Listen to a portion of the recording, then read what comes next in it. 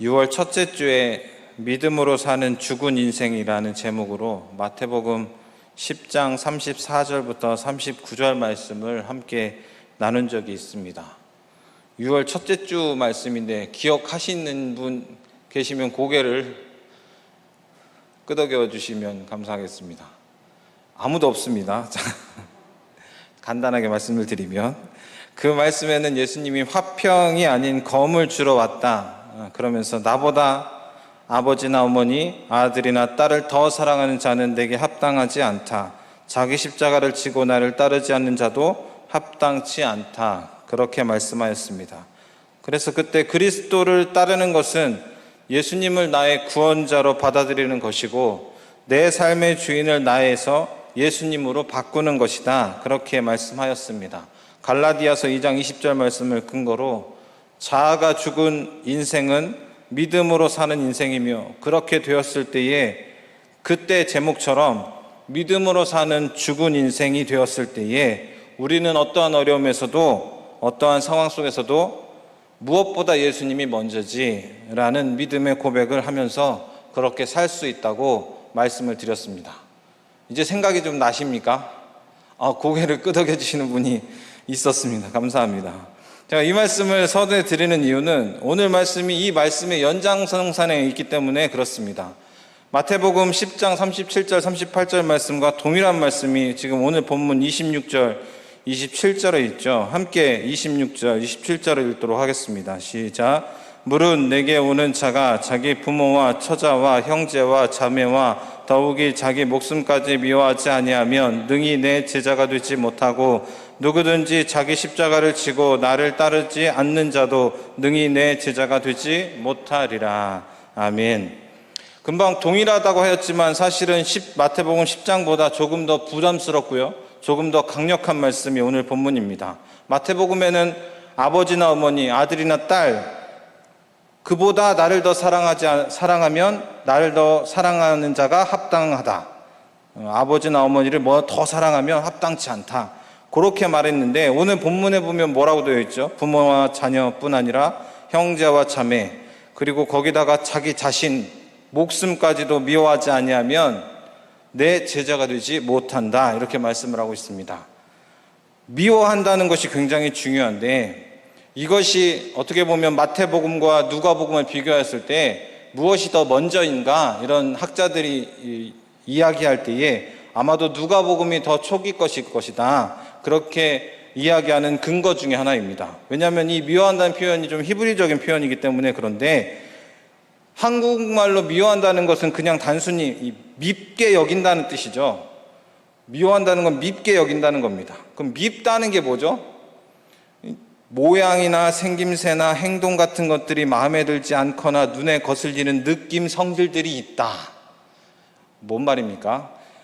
그렇게 말하지 않고 그냥 미운 거 아시잖아요? 그는 미운 그런 느낌, 미워하는 것, 그런 느낌인데 아마 모르는 분은 없을 것입니다. 그런데 그러한 느끼는 감정보다 사실은 오늘 이 말씀에서 말하는 미워한다는 것은요, 그거보다 조금 더 강한 의미가 있습니다. 그거보다 더 중요한 것을 의미하고 있는데 그것은 무엇이냐? 두 가지 중에 하나를 선택할 때에 거절되는 것을 의미합니다. 예를 들면 말라기 1장 2절 3절에 보면 나 여호와가 말하노라 에서는 야곱의 형이 아니냐 그러나 내가 야곱을 사랑하였고 에서는 미워하였으며 이렇게 기록합니다. 야곱을 선택하였고 에서는 거절되었다는 뜻입니다.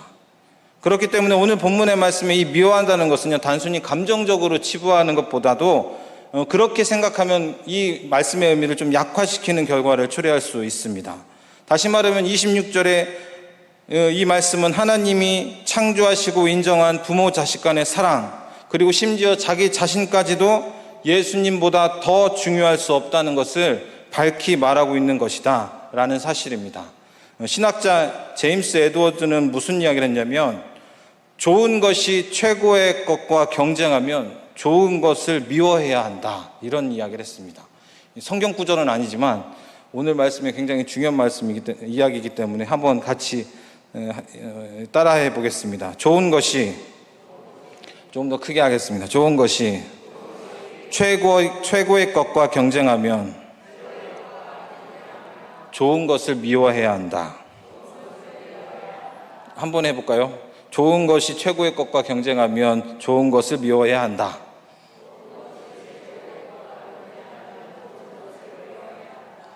천재이십니다, 다들. 감사합니다.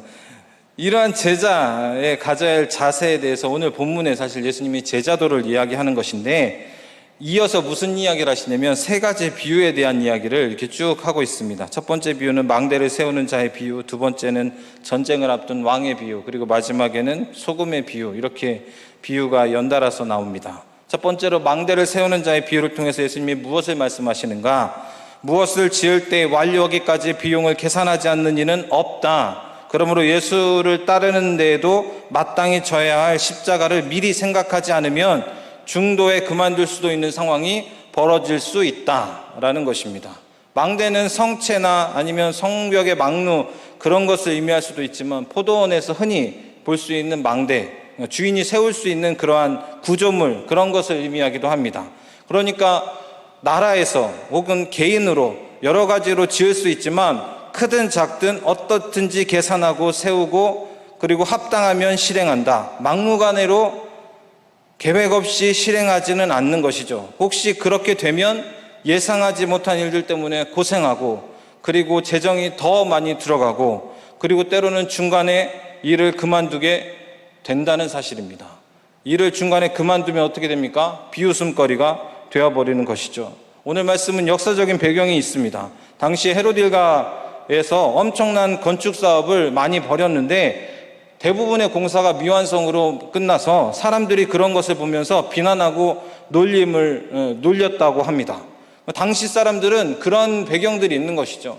그렇기 때문에 예수님의 이 비유의 말씀을 어떻게 보면 더 깊이 그리고 잘 와닿았을 거라 생각을 하게 됩니다. 그런데 오늘도 마찬가지죠. 오늘날에도 만약에 오랫동안 지어진 건물들이나 오랫동안 건축이 되어지는 것인데 제대로 되지 않은 것을 보면 지나가면서 무슨 말을 합니까? 한마디 두마디 하겠죠. 좋은 말 하는 사람은 아무도 없을 겁니다. 요즘도 마찬가지인 것이죠. 그런 일들이 벌어진다는 사실을 비유를 통해서 말씀해 주었습니다. 두 번째 비유도 비슷한데 전쟁을 앞둔 왕의 비유입니다. 비슷하긴 한데 조금 더 강한 이 내용을 담은 것이죠. 왜 그러냐면은 전쟁을 하는데 만약에 전쟁을 제대로 계획하지 못해서 패하면 어떻게 됩니까? 그냥 돈을 잃거나 이것이 아니죠. 패하면 죽음입니다. 나라가 멸망하게 됩니다. 그렇기 때문에 전쟁할 때에도 전쟁할 정도가 되지 못하면 사신을 보내서 화친을 청한다 이렇게 이야기를 하고 있습니다. 그러면 이게 제자도와 무슨 관계가 있는가? 제자도와 관련을 시키면 어떠한 의미인가라는 것이 되게 중요하죠.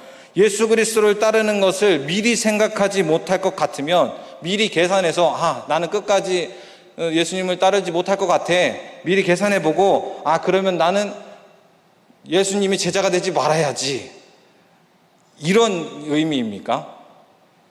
처음엔 저도 그런 건가 싶어가지고 계속 살펴보았는데 답은 그 뒤에 있습니다. 33절 말씀 읽어보도록 하겠습니다. 33절입니다. 시작. 이와 같이 너희 중에 누구든지 자기의 모든 소유를 버리지 아니하면 능히 내 제자가 되지 못하리라. 아멘. 어떻게 보면 누가복음 이 14장 어떻게 결론과도 같은 말씀인데, 중간에 포기하라는 뜻이 아닙니다. 오히려 끝장을 보기 위해서는 미리 강한 제자도를 가지고 따라야 된다는 것을 미리부터 말씀을 하는 것입니다. 그래서 이렇게 하여라, 그렇게 권면을 하는 것이죠. 그렇지 못하면 제자가 되지 못한다 이야기를 하는 것입니다. 누가복음 12장 15절에 보면 그들에게 이르시되 삼가 모든 탐심을 물리치라. 사람의 생명이 그 소유에 넉넉한 데 있지 아니하리라. 그렇게 말씀하였습니다. 영원한 생명은 예수 그리스도께 있습니다. 그러므로 생명을 얻기 위해서는 혹시 물질이 걸린다면 물질을 처분해야 된다. 아까 우리가 따라한 문구 있죠. 좋은 것이 최고의 것과 경쟁하면 좋은 것을 미워해야 한다. 오늘 마지막에 소금의 비유가 나오죠. 34절, 35절인데 이 말씀은 마태복음 5장 13절 그리고 마가복음 9장 50절에도 같이 나오는 말씀입니다. 성경에서 소금은 제사에 사용되기도 하고요. 가장 중요한 일상적인 기능은 뭐죠? 보존하고 그리고 음식에 맛을 내는 것입니다. 음식을 부패하지 않게 하는 역할을 하고요. 맛이 없는 음식을 맛있게 하는 것이 소금입니다. 소금 많이 넣으면 짜는데 맛이 없어진다 이렇게 이야기하면 이야기가 안 되니까 그런 이야기는 그냥 마음에 담아두시고 소금을 적절하게 치면 아주 음식이 맛있어지죠. 그리고 소금을 잘 적절하게 뿌리면 음식이 부패하지 않습니다. 소금은 그런 데에 사용하는 것이죠. 그렇기 때문에 그리스도인이 세상에서 소금과 같은 역할을 해야 한다. 이렇게 흔히 비유합니다. 맞는 말이죠. 그런데 오늘 소금은 그런 용도로 쓰이는데 오늘 말씀에 뭐라고 나오죠? 만일 맛을 잃으면 이렇게 가정을 하고 있습니다. 당연히 소금이 짠맛을 잃어버리면 아무짝에 쓸모가 없어. 그러니까 밖에 버려져야 돼. 우리는 그렇게 어떻게 보면 쉽게 받아들입니다. 많이 들었으니까 그렇게 받아들이는데 사실은 이 소금, 이 원소기호로 NaCl이죠. 매우 견고한 화합물이랍니다. 아주 견고하여서 자연적으로 분해되지도 않고요. 화학적인 반응 외에는 맛을 포함해서 물리적인 특성을 잃어버리지 않는 것이 소금이랍니다. 그러면은 만일 맛을 잃으면 이 말씀이 과연 무슨 뜻인가? 이것에 대해서 이제 학자들이 열심히 연구를 했죠. 그래가지고 몇 가지 이제 견해가 있는데 소개를 해드리면 첫 번째로 사에서 나오는 이 수증기가 소금이 스며들면 소금 결정체와 그리고 칼륨의 원료인 카놀라이트를 건조하게 만든답니다. 그렇게 되면은 이제 이 카놀라이트가 농축이 점점 높아지면 이 소금의 맛이 희석된다, 약해진다. 이러한 견해가 하나가 있고, 그리고 두 번째로는 이 소금은 화덕의 촉매의 목적으로 사용된 그 소금의 정제를 가리키는데 시간이 흐르면 그 정제의 효력이 잃어버리고 그래서 버려지게 된다. 그렇기 때문에 예수님께서 이렇게 비유를 하셨다. 그렇게 이야기하는 사람들이 있고, 세 번째로는 음식을 만들 때 소금을 사용할 수도 있고, 그리고 다른 양념과 많이 같이 사용하면 어떻게 되죠? 소금이랑 다른 양념이 많이 사용되면 소금의 맛이 드러나지 않게 되는 거죠. 효과가 잃어버리게 된다. 그런 것을 의미한다. 그리고 마지막으로는 무슨 얘기를 하냐면 예수님도 소금이 맛을 잃지 않는다는 것을 알고 있었다. 그러므로 이것은 은유인데 그리스도인이 아닌 다른 어떤 존재가 되는 것은 불가능하다는 것을 의미한다. 다시 말하자면 25절부터 33절의 이 제자가 되지 못하는 것은 그리스도인이 전혀 아니라는 뜻이다 라는 것을 이런 견해를 밝히면서 이 정리한 학자는 네 번째 견해를 선호한다고 본인 이야기를 하였습니다. 오늘 말씀에 보면은 예수님께서 자신을 따르는 자에게 어떻게 해야 되는지 알려주는 말씀이죠. 그리고 마지막에 소금의 비유가 있습니다. 결론과 같은 말씀이 33절에 있는데 그 이후에 또 소금의 비유가 이렇게 있습니다. 그러면서 여러 가지 이 해석을 제가 지금 말씀을 드렸는데 저 또한 네 번째와 같이 이해하면서 우리 성도님들과 함께 말씀을 나누기를 원합니다. 좋은 것과 최고의 것이 경쟁하면 좋은 것을 미워해야 합니다. 그렇지 않으면 어떻게 됩니까? 최고의 것을 얻지 못합니다. 오늘 말씀에서 예수님께서 뭐라고 하십니까? 내 제자가 되지 못한다는 말씀을 3번이나 하십니다. 26절 함께 읽습니다. 시작. 무릇 내게 오는 자가 자기 부모와 처자와 형제와 자매와 더욱이 자기 목숨까지 미워하지 아니하면 능히 내 제자가 되지 못하고, 27절 있습니다. 누구든지 자기 십자가를 지고 나를 따르지 않는 자도 능히 내 제자가 되지 못하리라.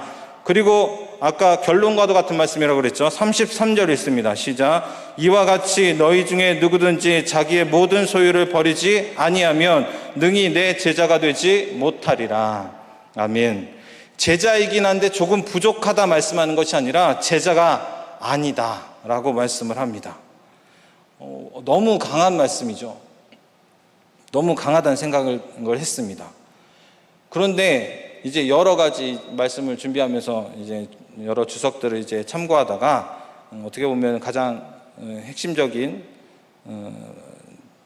주석을 참고한 주석에 이런 문장이 있었습니다. 무슨 글이냐면, 교회는 새로운 구성원들을 끌어당기려는 유혹에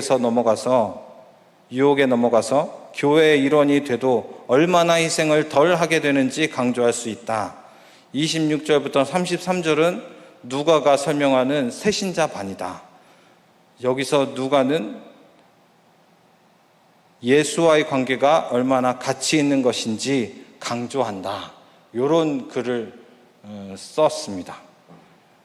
이걸 보면서 사실 굉장히 충격이었습니다.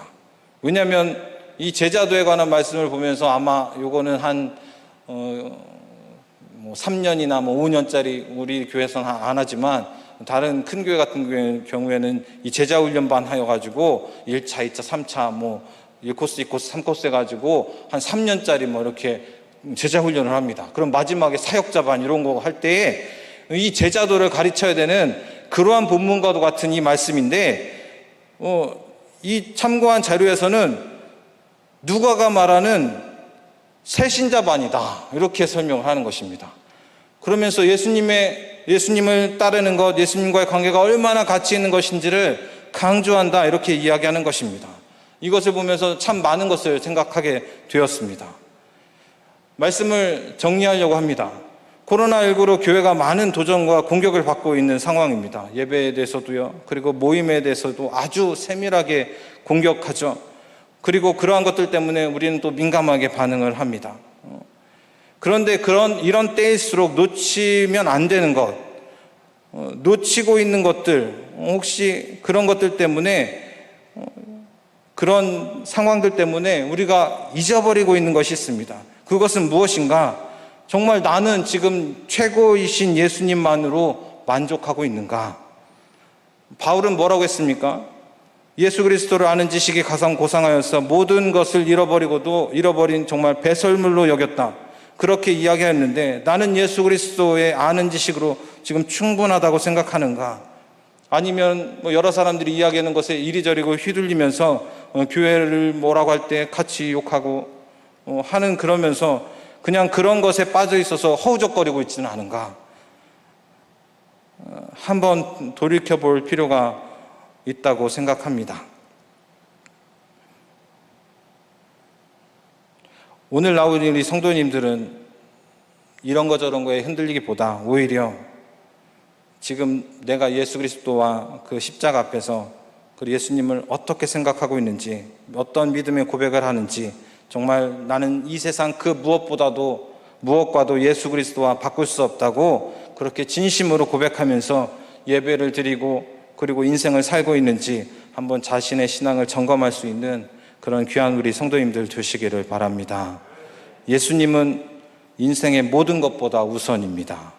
이 고백이 여러분의 고백이 되기를 소망합니다. 우리 같이 기도하도록 하겠습니다.